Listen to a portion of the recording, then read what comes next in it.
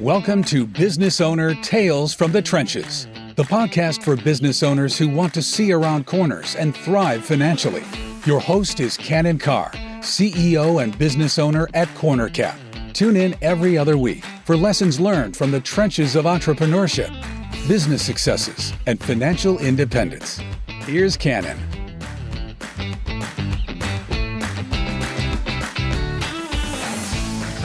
Welcome to the show. Carr here alongside Claudia Bettinger, our producer. This is such a great and fun, unique episode. This is all about answering the call as a coach, at the same time leveraging your proven business skills as an entrepreneur to build something bigger than yourself that impacts others in such a fantastic way. And so we're excited to bring it to you. Claudia, why don't you officially introduce our guest? Yes, today we have Donovan Panone. The first part of his career, he spent working at 4 different startups, culminating as CEO of a digital marketing agency. He then transitioned to pursue his lifelong passion of building a business around wrestling, which is when he founded Level Up Wrestling. He's produced everything from high school state champions to numerous national champions and wrestlers, often competing at the D1 level in college, all while building his reputation as not only a renowned coach, but business owner and author of How to Succeed and Fail as a Wrestling Parent. This is a fun and interesting story. And as you listen to it, keep 3 things in mind and listen to how the story unfolds. The first one is, clearly he had a great success in the business world, and it was midway through that, but he walked away from it to really answer the call. And so listen to how he talks about how, on that journey, and it took about 15 or 20 years to answer the call and find his authentic self. And that is truly what led to his fulfillment. It's a cool journey to hear. The second thing to keep in mind is listen to how he talks about the timing of doing this launch of Level Up. He went through 3 or 4 startups, and each of those had their own timings as well. But this is really his life's work. And it's a little bit like it could have happened too early. It could have happened too late. Listen to how he talks about that and how he prepares for it to contribute to a flawless execution in his first year. And then the third thing, listen to how his definition of success and purpose evolves as his experience deepens, but also as his body ages and he can't compete on the wrestling mat anymore with his students. So it's just a great journey, a great story of blending a service venture with an entrepreneurial business. Sit back and listen to Donovan Panone and his story. Well, Donovan, thanks for joining us on the show. We will get into, of course, your wrestling and coaching entrepreneurial venture. But before jumping into that, you had just an interesting path getting into starting your own service company. So maybe just take us back to those early days after college. You worked for some startups, you worked for some founders, you even started your own company. Walk us through just that kind of timeline. Yeah, no problem. I'll try to do the quickest version of the story as possible. So the only job after college that I ever had was selling payroll services. And at a lead swapping group, I met a guy who was starting up his own web development company. And this is like in 99, 2000. And so he's like, hey, do you want to start selling for me? And I was like, that sounds exciting. Like building something new from scratch, websites seem cool. Sure. So I did that. Me and my wife ended up working there. I did sales and she did a little bit of admin work and a little bit of web development and that kind of thing. And ultimately, that situation didn't go that great. Through that, we met these guys who had started a different web development company out of their dorm, and then it moved into the parents' basement, and then they moved it into the back of a fitness center, and we really struck it, with them. And so I had mentioned that I was going to leave, and they said, "Hey, whoa, let's get together because we really could use somebody who could do sales for us." And we need we need somebody like your wife to be able to do this kind of work as well. And so we met and they offered us equity. And at the time my wife was pregnant and we had just come off that situation. And so we said, no, thank you, but we really want to be part of this. This is great. And let's work out something that's a little more stable, and then, 8 years later, they sold the company for $22 million. Right. So, and could you do a do-over there? Yeah. It's like, hey guys, actually, don't I get a little bit of something like retroactively? But I don't regret it one bit. We were just as much founders as they were. We were heavily involved in the creation of the company. I helped redirect them in terms of rebranding. I had we call it the Jerry Maguire moment, where I wrote the big long memo that says like, hey, we have to compete in this industry. We have to be special. We have to do something that is unique, because everybody's building websites and nobody knows what, there's just a million of us just like us. So what are we doing? It's different. And so I wrote this big memo. We had a meeting, and they bought in on what I was talking about. And so from the beginning, that company, which was SpunLogic, I was just as much a founder as the guys who owned the company. And so I was there until they sold the business to another group, and it became Engage, and Engage then sold later on. So it became a really big thing. And that sale occurred, around 2006 or? No, probably 2008, 9, something like that.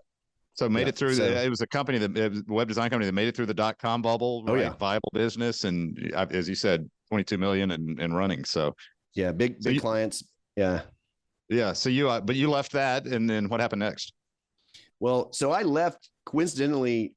At the time, I was getting that itch, and every year I would always volunteer coach wrestling, and so every year the season would come around, I'd get this itch to want to still coach and have my own business that was coaching wrestling. That started in college. Like that idea started in college. I always would watch like the Olympics and the Bella Caroli Gymnastics Center that all the top gymnasts came out of, and that was so inspiring. And even in college, I had plans drawn up for a wrestling training center and a business plan written out, on a little piece of paper. And so every year I would kind of get that itch. And so I'd put together a business plan for how to have a wrestling training center. And I didn't think at the time it could live on its own. So I wanted to have other sports involved, maybe martial arts, something else. I didn't know. So I wrote up a business plan, talked to a friend of mine who was in the MMA and fitness industry. And I said, hey, would you mind looking this over? I want to see if you think it's viable. And he was like, hey, actually, let's get together. And we ended up talking. He said, why don't you come on board with us? We could use your marketing and sales background, and we want to grow our business. And we're thinking about maybe even adding wrestling. And worst case scenario, you learn the fitness industry, you learn how the business model works, and then you can later on decide what you want to do with that. And so that was called X3 Sports. They've got now 5 locations, I believe. And so I was a partner in that for 7 years. Mm-hmm. And did you have equity in that one, or did you not? I did have equity in that one. Yeah, that was, I learned that lesson. Right. So you're like, we're going to do it better this time. And that was actual physical presence, not online, right? And that, how did that look? Mm-hmm. Yeah. So their first location was, and it's still there. It's at Whitty Hill and Cobb Parkway. And so I came on board when that location was open for about a year. And so we then quickly, and I got another friend of mine to be an equity partner as well. He was an investor, and we opened up a second location at Inman Park, and then another location in West Midtown. And so we had those 3 operating for a while. And I was at the gym literally until 10 o'clock at night, selling gym memberships. In the beginning, was the manager at the Inman Park location, like was in the trenches. But then during the day, while stuff was going on, I was doing financial models and trying to understand the how everything worked. I was training the salespeople. I was coming up and developing the systems for how we did the sales process. There was a company many hats. Yeah. And my background was user experience. Like my sales role at SpunLogic moved into this whole Jerry Maguire moment was to understand user experience better than anybody else. And so I became the head of that eventually for SpunLogic. And so I was trying to use my user experience hat on how do we get more leads into the gym, move them through this process to, help them ultimately achieve their goals. And, Yeah. Awesome. So I was very involved in the business and on the business. Yeah. Worked on it. So, were you loving the entrepreneurial dream at that point? Were you like, I'm going to make a career of this, or were you like, you're still missing something? Yeah. Well, so that's what's interesting is I've always had an entrepreneurial spirit. I think what draws me to coaching is the creation of and building of something, taking something from point A and help molding it to something greater. And so that's kind of why I love coaching. And I kind of realized that that's why I like being an entrepreneur as well. But, it's a little bit different too, that when we had, 4 different partners and, we got along, we're great friends, but there was still this itch that hasn't been scratched at the time. I really just love wrestling and wanted to coach wrestling for a living. And so it was always in the back of my head to do that. So how it transitioned eventually into wrestling was the same guy who was part of Spun Logic, Jeff Hellemeyer, who's great person. I can't remember how it came about, but he asked me, "Hey, are you happy right now?" And this was after about 7 years of being part owner of X3. He said, "Are you happy right now?" And I was like, "I'm not unhappy, but this theoretical path of get rich to then coach wrestling wasn't happening at the pace that I thought it should." And so I knew that anything he was inviting me to be part of had a definitive exit plan. And so he said, "Hey, we're starting a new agency. I want you to be part of this." And so I had to think about it. Obviously, I had to compare what the equity was in X3 compared to the equity of what this would be, my role in it, the how long it would take to finally get to the point where I could get rich and coach wrestling. And so, the math made sense. I decided to take the plunge, and I had already decided that we were already having meetings, everybody that was going to be part of it. And then he got another opportunity that he couldn't pass up. And he said, "Hey, look, I know this is going to throw you for a loop, but I can't be part of this anymore. But I think you should still start it. I think you should be the CEO. I will help you. I'll be part of it from a background standpoint. I'll help you with relationships and all the rest." And at the time, I had never really thought of myself as being the head honcho. Like I always like being part of everything, but not being the center of leading everything up. Even though I was a natural leader, just, never thought of myself that way. But then I was like, you know what? I think this is what I'm supposed to do. I don't know why. So I jumped in, and that was what became Sandbox. And in a nutshell, how did that role as CEO go for you? So have you ever seen anybody have stress-induced alopecia? No. Just tell us about that. So it went we had success. We had a great first year, but I was losing chunks of my hair. Literally was parts of it would fall out, and then it came back eventually white, pure white, little patches of it. And then eventually it went away, and I realized it was from stress because of making payroll.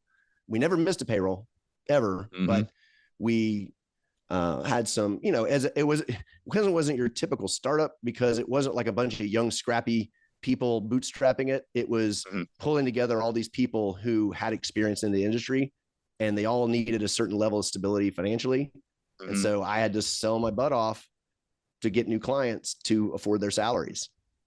So to be clear on that, so the people involved, it had a little bit different risk profile, right? They wanted more stability overall. So you were having to you probably didn't have enough funding up front. So you had to run on that treadmill to really get the cash flow going. Right. Exactly. And we had somebody who was an investor who had allocated a certain amount, but then the ramp away, it was, and I think that's a lesson learned for anybody doing their own startup, is the ramp away is much longer than you realize. Anything you think wherever you think your break-even point is going to be, go ahead and at least double it, if not triple it, and plan for that. It's like any project. It's like a construction project. It's always going to go long. Don't be surprised when it takes longer than it does. So you have to plan for that. Well, so if you were going to say, putting a bow on this part, because we know what's coming, right? There's going to be that transition into doing what you really wanted to do. That you're all along, you had something in the back of your mind saying, Donovan, I know you're getting to be CEO, you're getting to be work with founders, but you're missing something that's your true calling and your identity. So we'll get to that. But if you said, all right, so here's the Donovan playbook of here's what I learned, those 2 or 3 things I learned from this entrepreneurial initiative that I actually got to take on myself or others. I mean, can you summarize it in some way that prepared you for what you ended up doing?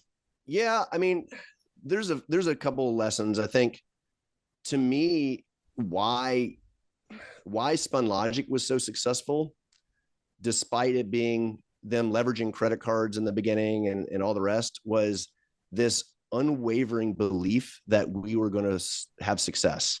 There was never a time where we ever questioned whether we were going to make it or not, because we would all stay up late. We would all work together. We'd do whatever it took. We just problem solved as we went. And there was never really a negativity around things that might've been going wrong. We always just looked at it in a positive light. and just took on the challenge. And so I think having that experience through the .com days and having, gone through that, like when I finally decided that I was going to do this and coach wrestling for a living, it was the same thing. Like there was never a concept of failure that I even like entertained at all. I just knew I was going to figure it out. I was going to figure it out. That's, to me, that's the biggest lesson. I mean, other stuff is more skills, like sales skills, networking skills, developing relationships, a lot of those kind of skills have definitely translated as well. So when did you know then it was the right time to pivot to what your heart really wanted to do? So it was always a built up stress. There was always a built up stressor that was kind of there. It was looming. And it wasn't because it was hard. It was because I just knew that it wasn't what I was supposed to be doing. Like I knew that I was supposed to go through that. Like I know that. I know I had to learn some lessons. I know I had to go through something hard. But I literally woke up one morning in the shower and I said, what am I doing? Eventually, I'm going to be at retirement age and am I really going to coach wrestling then? Like that doesn't make a lot of sense. I'm still young enough at this point. My body still functions, and I guess I was 41 at the time. So like, luckily I was able to still get out there and wrestle. And so I just woke up one morning and I said, I'm going to run the numbers. I'm going to use the spreadsheets that I used to use at X3 to run the financial business, like projections. And we had to do that for each location we would open up too, right? We had a worst case scenario opening. We had a best case scenario opening, and we had a conservative opening, and we knew we had to plan out finances across all of that. So I took the worst case scenario and I started plugging in the numbers of what a wrestling gym would be. And I looked at it and I tried to be as almost not really pessimistic, but like I tried to be overly realistic with what I thought I could do. And the numbers made sense. Like I could support a family. And so I convinced my wife that one more go at the entrepreneurial thing. But she knew I loved it and she knew this is what I was meant to do. And, 8 years later, I'm on a podcast. Right. Exactly. So you did planning did you get kind of the plans in place for it before you left, I guess, Sandbox, or did you actually leave and then just say, all right, I got to. No. I was, I couldn't just jump ship like that. So no, I did. I ran the numbers. I vetted it, and so you're kind of ready day one. So what did the first 6 weeks look like then? So when you finally left Sandbox, did you hit the ground running immediately and you had students and a model? The good news was, so the timing, that's what's funny about all this. Had I done this, whatever the years later, 10 years previous, I don't think I would have had the same success. I'm sure I could have figured it out, but the timing was perfect because I was still volunteer coaching and had been for 21 years. And our program at Pope High School had a lot of success. We had multiple high school state champs. The high school team was ranked legendary. And all those kids came from our youth program. And so I had relationships with parents and wrestlers already. The coaches around the area already knew me and knew I was a good person. And so when I opened up, when I had my first practice, I had set the groundwork. I met with everybody. I met with high school coaches and I said, hey, how can I help serve you? I met with youth coaches from the club teams around the area. I said, how can we work together? How can I best help your program? And I want your input on, what do you think that I need to do to be successful and help out? And so I got a lot of buy-in from everybody.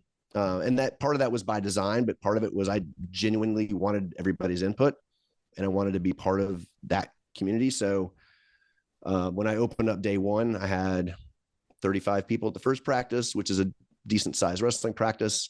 It was in the middle of June and it was hot and I didn't have fans, but everybody came. And so I just kind of plugged away from there. And actually it didn't take too long to build up enough numbers.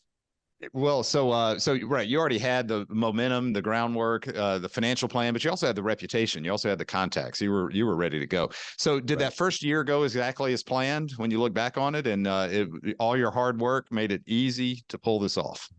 True or false? Well, honestly, it did go pretty close to plan. Like, and I know a lot of people have a first year that's a lot of stumbling blocks. Yeah. But I think because I had already been through 1, 2, 3, 4 different startup situations, like I already like could foresee lots of different things and hidden areas around the corner, and I could plan accordingly. So I spent a lot of time on that planning part before I got going. So it was good. And the good news too about this, you know, my situation was I luckily one of the wrestling parents, because of all the buy-in and people knew what I was doing and I built some excitement around it. I had other people kind of like, hey, I found this location that might be good for you. And as I was looking for different places to open up, and it turned out to be incredible location. The rent wasn't very high, you know, so and really all I needed was wrestling mats.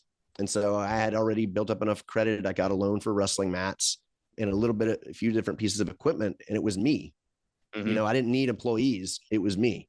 Now that makes it really hard because I'm coaching all day long. I'm running business. I mean, that first summer was brutal. I would coach, again, no fans, in a warehouse.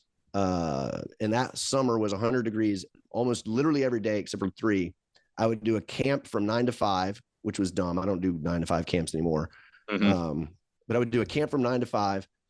I would then go to the Kroger and open up the freezer and stand in the freezer because I was so hot. And then I'd come back and I'd do a private session, and then I'd run practice that night. And I did that pretty much all summer. Right.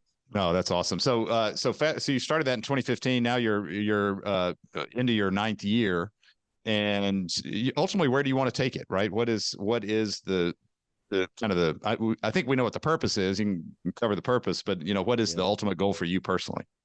Yeah. I mean, it's a really good question. And I've had to do a lot of thinking about this recently. I mean, I'm almost 50 now. So the last year or so, couple of years, I've realized that my body won't be able to do this as much anymore. Like as far as physically being out there wrestling, you know, it used to be where I was like, people would be like, wow, I can't believe you're still out there. This is amazing. I'm like, yeah, I'm going to do it until my body won't let me anymore. My body's starting to not let me. Starting to scream a little bit. Yeah. I've had to be really thinking about what is the next phase, because in the beginning it didn't, you know, I didn't start the business to have an exit, right? I wasn't going to get rich coaching wrestling. That's like, that's not why you do things like this, right? You do it for the love of it. And I knew I could make it a lifestyle business that I could support a family on. And I've been able to do that. But now I have to think about the future. And so a couple of things I've been working on. I've been trying to document everything I've learned in almost 30 years of coaching. And I'm creating content around that. So I'm creating courses for other coaches. I just finished a new wrestling parents crash course. I've got other ideas for other courses and content to create. And I'm trying to document everything that I've found successful. And eventually what I can see is either leaving Level Up to one of my wrestlers, maybe my son, depending on what he wants to do. And here's the playbook. Here's all the things I've learned. That's an option. But I also can see opening up a couple locations now. I was kind of iffy on that before, because you really have to be invested. Like you have to be the coach that's there. And I can't duplicate myself. So, but I think I've come to the point where once I've documented things that I've learned and I'm making those sellable, I'm trying to create a little extra source of income on the side with that too. If I can build my brand a little bit more on a national level as that is being credible and having really good stuff and good ideas, then there's a market for, there's a lot of wrestlers out there who want to coach wrestling, but they don't want to be teachers. And they came up through a place like mine and they say, I want to have my own gym one day, but they're wrestlers and they don't really understand business. They don't understand all that really goes into it. And so I think there's an opportunity to also teach people how to run their own gym and have a successful, profitable, wrestling business. So that's kind of the future. That's where I am right now. That's interesting. So in a way, your legacy becomes not only creating individually great wrestlers. And by the way, I know they've gone on some to Division I level, some you've got some national champs, some international champs, but now you're stepping in and saying, let's keep the sport alive. I can train the trainer. I can provide some content for it. When my body gives out, still my mind exists, and I can build something that's scalable. Yes. I do want to do, and I know people say that all the time, like leave a legacy and all the rest, but I do. Sounds I mean, good. I love this. I love, but I love the sport, and same thing. I kind of have a calling to do that, and it's stretching me a little bit right now, which isn't a bad thing. Like I'm very comfortable coaching wrestling, going to practice, waking up, trying to plan the next camp or the next, season or whatever. Like that's comfortable. I've figured that out. I've got momentum and word of mouth, and the business is doing well. But, now I'm trying to put myself out there a little bit more as an expert in the field. And it's, you get a little nervous doing that. And you're like, because I wasn't really a great wrestler. I wasn't a known wrestler. So I'm trying to and I don't really care about making a name for myself as like some internet content guy or anything like that. I just have things to share that I think would help other people, Well, just because you weren't a national champion wrestler, you've grown, you've trained and built those who are, and I have to imagine there's credibility and authority on that achievement. Yeah, for sure. So, a lot of people, and a lot of people don't even know my own story that way. They just know that I've had people win, nationals. I had a girl on the world team this year. People know that, but they don't know the rest of it. Yeah, no. Well, and you've got a book, right, of which I've read, and we can talk about it a little bit later. So, and just wrapping up here on this, do you've seen the true entrepreneurial business world, you've seen what I'll call a service coaching training world, but that is a business. What, do you look at your business now at Level Up as an entrepreneurial venture, or do you look at it as a service company, or do you look at it as just a training gym? What do you call it? No, a little both for sure. I've struggled, not really struggled. That's not really the word, but like if I had wanted to win the world of wrestling businesses, I would have expanded a long time ago. Right. Like if I was trying to be the best at business and make as much money coaching wrestling, there's other things I would have done differently. I would have had probably 3 locations in Atlanta at least, and expanded and, done big national camps and maybe travel and do clinics and stuff like that. But that's not really what I wanted to do. I wanted to develop my athletes. That was my calling. I loved coaching wrestling, and I want to continue to do that. But at the same time, if I only focused on that, the business itself probably wouldn't be as successful, because there's a lot of people who say that all the time. Oh, I want to coach wrestling for a living. It's like, it's not that simple. Like you have to run a business also. So I've learned how to delegate, which is a new thing, so certain tasks I've got one of the other coaches doing, and I've learned how to, do some outsourcing to virtual assistants on some things, and where I used to just do everything myself. Like I built the website myself. I, like all of it, but I don't need to be doing all that. So a little bit entrepreneur, a little bit of coaching. Do you ever feel like, and I know the answer, I can just tell by your passion, but do you ever feel like you missed out by not trying to be more aggressive and expanding to a national level? Do you ever say, I wish I'd done that? Or are you like, hey, no, I'm totally comfortable with the choices I've made and the lane I've stayed in? Yeah, no, I'm comfortable with it. I've gone, you think about those things all the time because I'm competitive. I have a business mind, but to me, there's a lack, that's not the right word, but like I'm very genuine as a person. And I feel like if I was doing it not for the sport of wrestling, it wouldn't feel right. It wouldn't sit right, I guess. Right. If I was only trying to make money, it would feel a little dirty, I guess. I don't know. Well, like you said, there's anything wrong with that. There's nothing wrong with that. Nothing wrong with it. But up until you were 40, in your early 40s, you were living that. You're like, oh, I want to get into wrestling, but I got to make money. And you just realize, that's not your authentic self.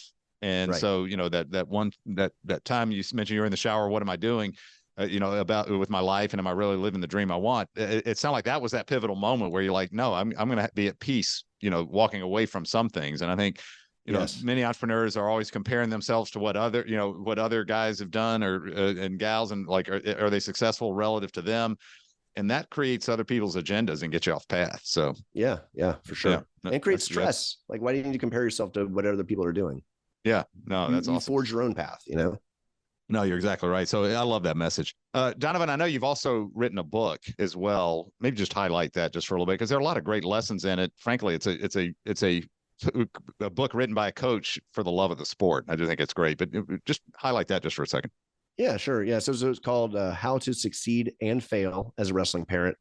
And it's kind of a combination of lessons I've learned coaching over 30 years with, interacting with parents and seeing the things that they, have done well and things that they certainly have not done well that have hindered the success and the progress of their wrestler, but it's also, I've got interviews with other wrestlers who have gone on to have national level success and the roles there. And, I asked them about the roles their parents played and that kind of thing. And then there's my story as a father and a coach at the same time and how I navigated that. But there's a lot of practical lessons learned too of if you're going to be a parent of a wrestler, here's the things you need to know. Here's every situation that you're going to come up and come through. And here's some tips and some action items that you can take away from it. But, I've heard a lot of people too talk about it being not just for wrestling. It's applies to lots of different sports because, if you've ever been to a youth soccer game, you know what I'm talking about. the crazy parent who's screaming stuff from the sidelines, that person needs some advice on how to like calm it down a little bit. This is just, youth rec soccer here, so it's really for all parents, but very directed to parents of wrestlers. Well, it is an expansive book. I've definitely read through it. But it's not very long. It's not a long book. It's just expansive by subject. And you're right. It does apply to other sports and even a little bit to entrepreneurship. So, but thanks for highlighting that. So, well, just in wrapping up, how can people learn a little bit more, either A, about your wrestling camp if they have a wrestler, or B, and more the purpose of this podcast, if they want to just learn more about you, how can they do that? And where should they go? Yeah. levelupwrestling.com.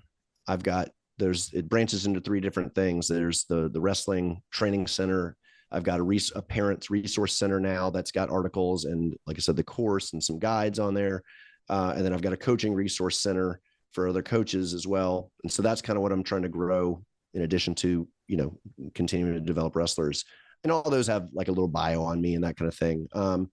I don't do a ton of my own. I'm not great at posting on social media myself, right, other than what I have to do to like promote things. But, Level Up Wrestling's on Instagram. I'm on Facebook myself. I don't really do much on LinkedIn, although there's a profile out there. Yeah.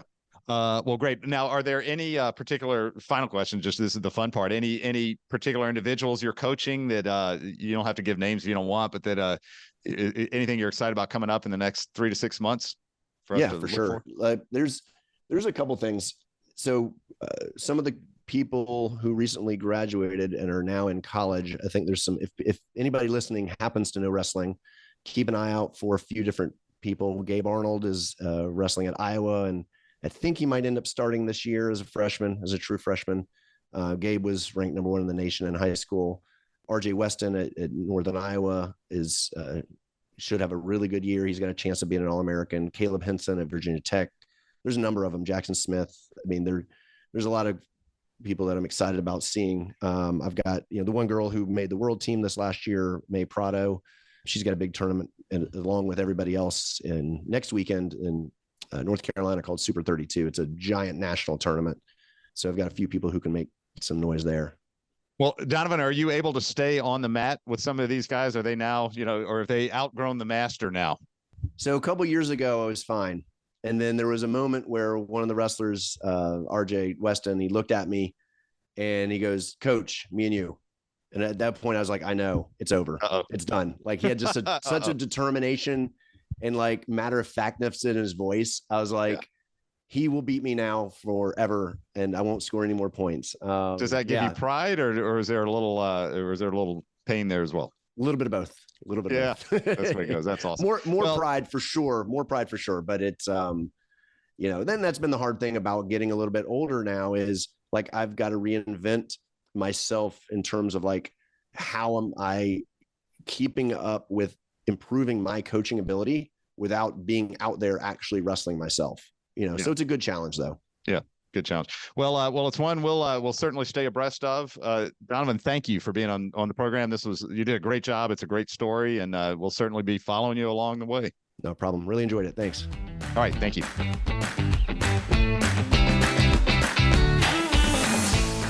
welcome back to the studio. Ken and Carr here with Claudia Bettinger.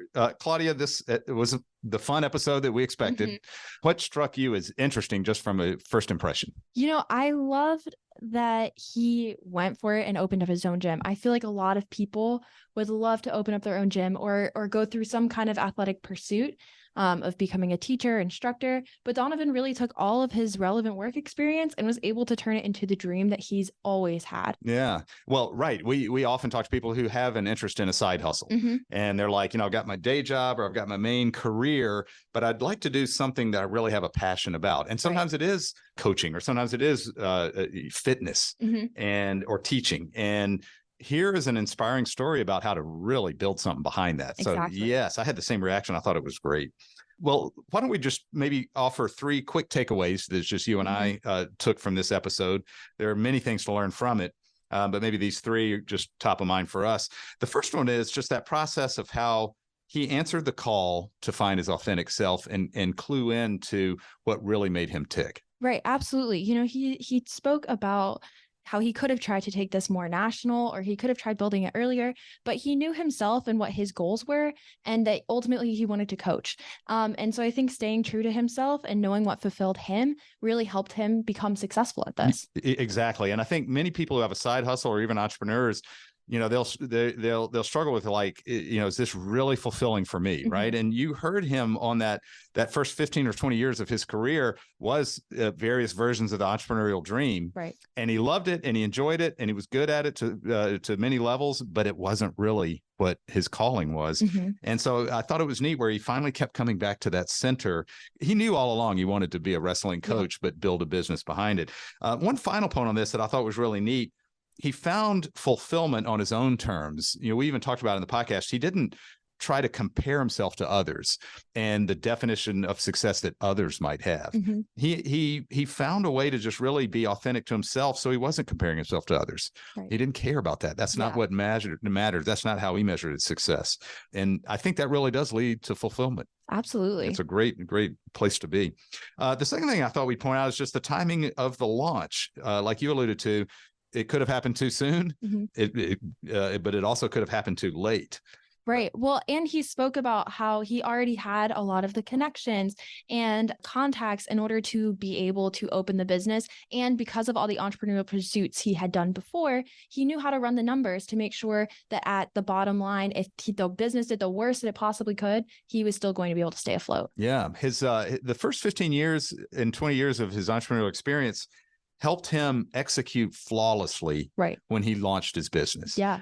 He stayed as CEO of the digital marketing agency while he built his business plan, which he'd already kind of been working on for 15 or 20 years. So he was able to have, as you said, the reputation, the contacts, the students, everything was in place. He ran his models about how do you open a center and how do you do it in a cost-effective way. And then when he launched, he didn't have a lot of cost to it.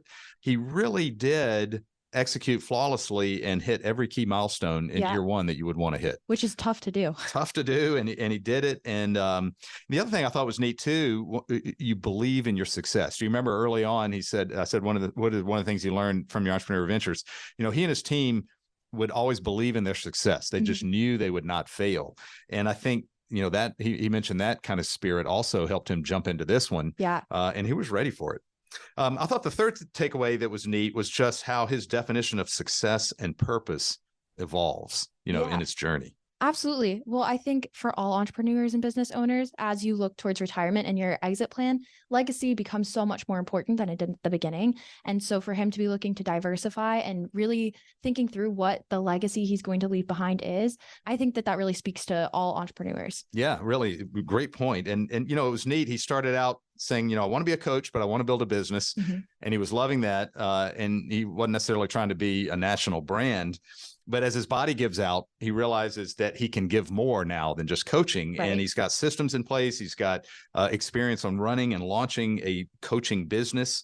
And he can, he's looking to scale that knowledge, help others be able to deliver an economic model around coaching. So it's taking him to the next level, and it can get national. So, well, these are just, I just found this inspiring for those who have a side hustle, want to do good in the world, but make something bigger than themselves through the power of business.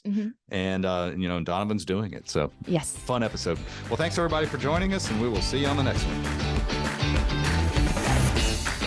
Thank you for listening to today's episode. Are you looking for more resources to help your business? Visit cornercappodcast.com for our free ebooks to help you plan for inevitable transitions in your business. Tune back in every other week for a new episode.